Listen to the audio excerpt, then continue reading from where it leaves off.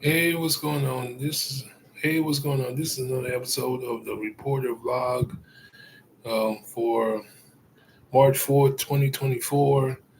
Um, on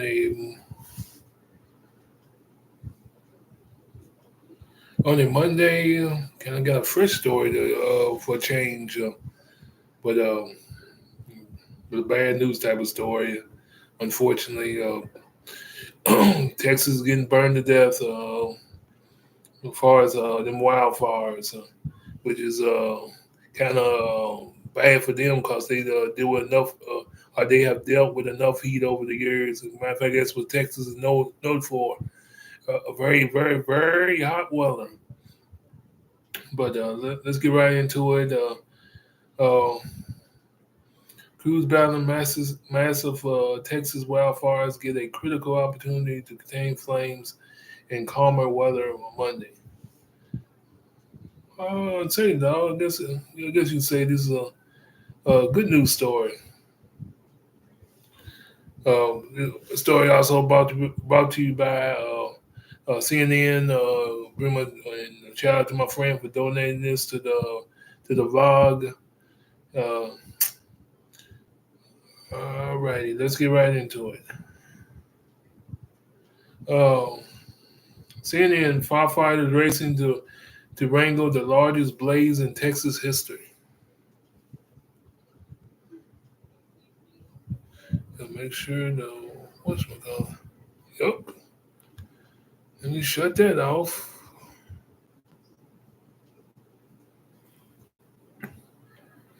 Okay, let's shut off the Bluetooth. Okay, firefighters racing to wrangle the largest blaze in Texas history. Could get their best chance in days to contain the flames in the wake of a cold front Monday. Hot air and raging winds have fueled the infernos in recent days, reducing entire neighborhoods to rubble and inflicting harrowing injuries upon ranchers and livestock. The front arrived Monday morning, bringing an influx of cooler conditions. Breezy winds will taper off early in the afternoon, and calmer air will last through Tuesday, giving the firefighters a reprieve from the critical fire risk conditions that have aided the wildfires' explosive spread over the Texas Panhandle. Since igniting last Monday, the Ravenous Smokehouse Creek Fire has incinerated over more than 1 million acres of the Texas Panhandle, and is still only 15% contained. The, the fire has killed at least two people, crossed into Oklahoma, where more than 31,000 acres have been burned. Five fires turning across the panhandle have burned as many as 500 homes and businesses, state officials said. A news blaze in Roughneck Fire ignited in Hutchinson County on Sunday and prompted evacuations there as crews raced to get the resources to the area. First responders hope that after the weekend's severe fire risk improved the conditions in the coming days would allow them to inch closer to containing the infernos. Texas A&M Forest Service spokesperson Jason uh, Nedlow uh, told CNN on Saturday.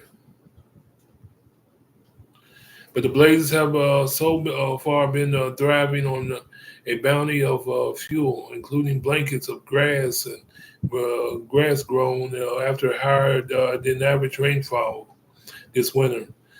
And there's a lot of fuel on the ground, Ned Lowe said. When you add high winds and low humidity to high fuel load in load levels, that's why when you get the conditions that are ripe for large, fast-burning wildfires.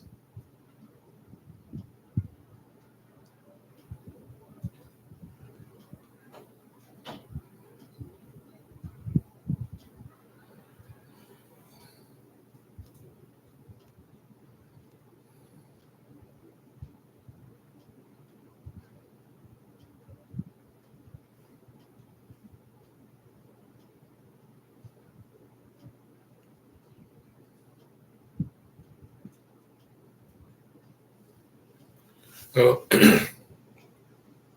New fire prompted the regulation.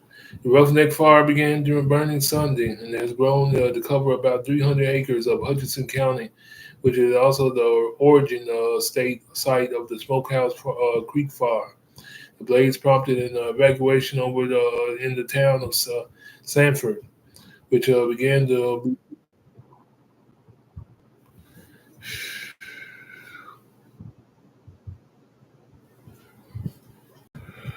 Let me call you back.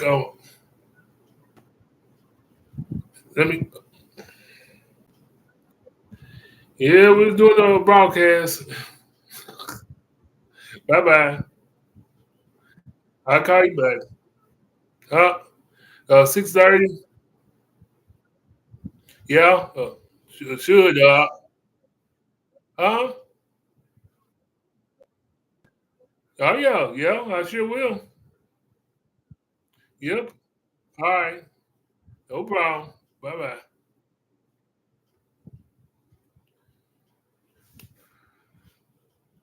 All right. Let's continue. New fire prompts evacuations. The Roughneck Fire began burning Sunday and has grown to cover 300 acres Hutchinson County, which is which also the origin site of the Smokehouse Creek Fire.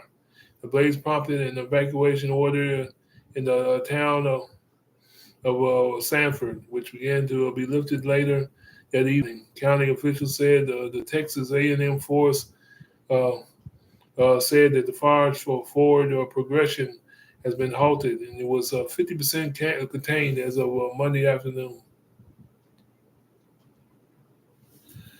The Windy Deuce Fire in Moore County has burned through 144,000 acres and is 55% contained as of Sunday night, according to the Texas A&M Forest Service. The Grapevine Creek Fire in Gray County has torched nearly 35,000 acres and is 60% contained.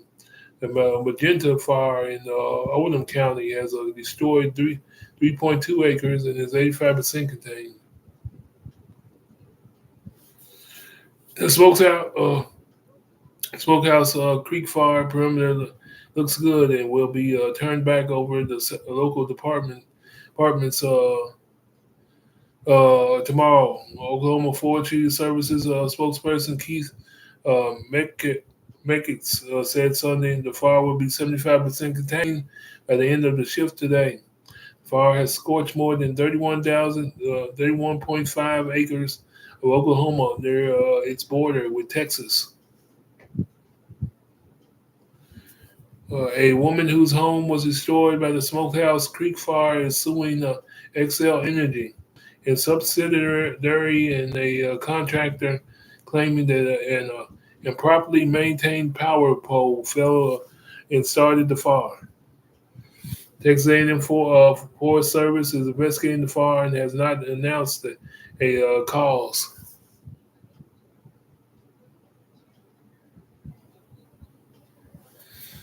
Let's see people did. Truck driver Cindy Owens uh, working about 50 miles north of Palma, Texas on Tuesday when the Smokehouse Creek fire overcame her sister-in-law told CNN she left her truck, tried running for safety, but received fatal burns over almost her entire body, said Jennifer Mitchell, the wife of Owens' brother. In nearby Hutchinson County, 83-year-old Joyce Blankenship was found dead. Her family said the house was gone. Her grandson Nathan Blankenship said there was no way she could have gotten out. Um, as the fires ripped through scores of ranches and acres of farmland, officials report thousands of cattle have been killed and ranchers have been forced to put down many others. They have sustained gruesome and painful burns on their hooves. Others in fire. Rangers and local authorities told CNN that beef prices likely won't be affected, but the fire may leave lasting economic scars for ranchers.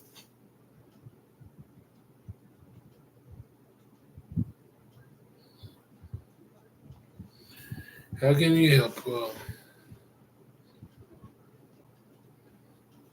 GoFundMe has launched a platform for verified fundraisers benefiting Texans affected by the wildfires, including dozens of families who have lost entire homes belonging to livestock. The Texas Farm Bureau has established a fund to aid farmers and ranchers. CNN's Impact Your World has also identified several charities assisting the wildfire victims.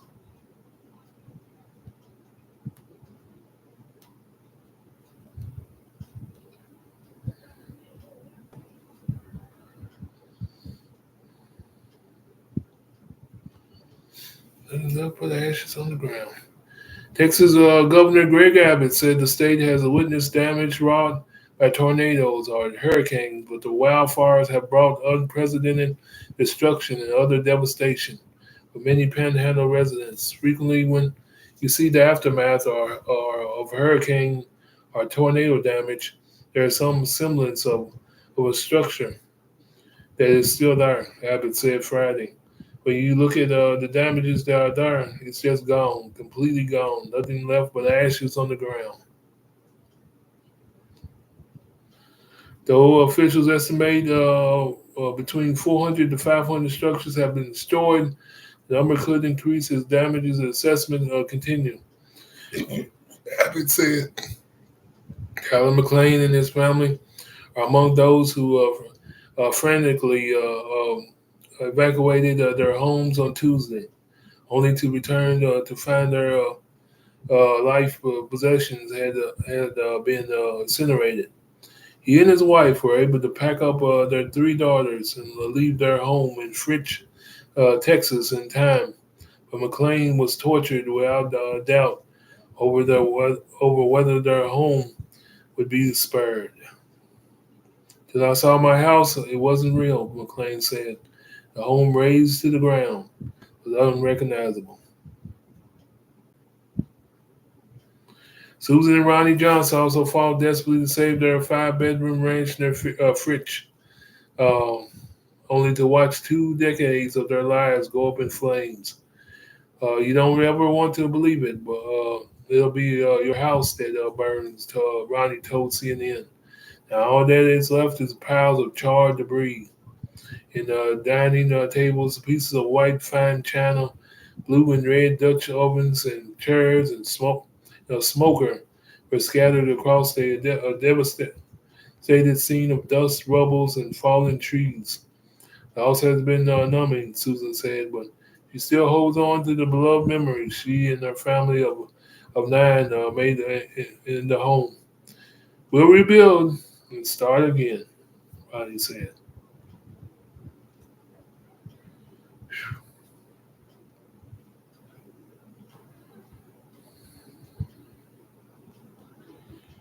Well, enough said in this story. Uh, man,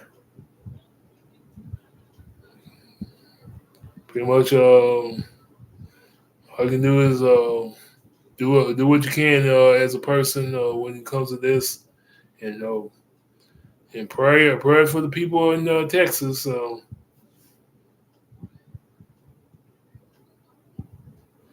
But that's gonna do it. That's gonna do it for this one. Was gonna squeeze another story and make this a double header, but I think I'll do it in my next episode. But that's gonna do it. This is another episode of Reporter Vlog for Monday, March 4th, 2024. Y'all have a good one. On to the next episode. I'm gone.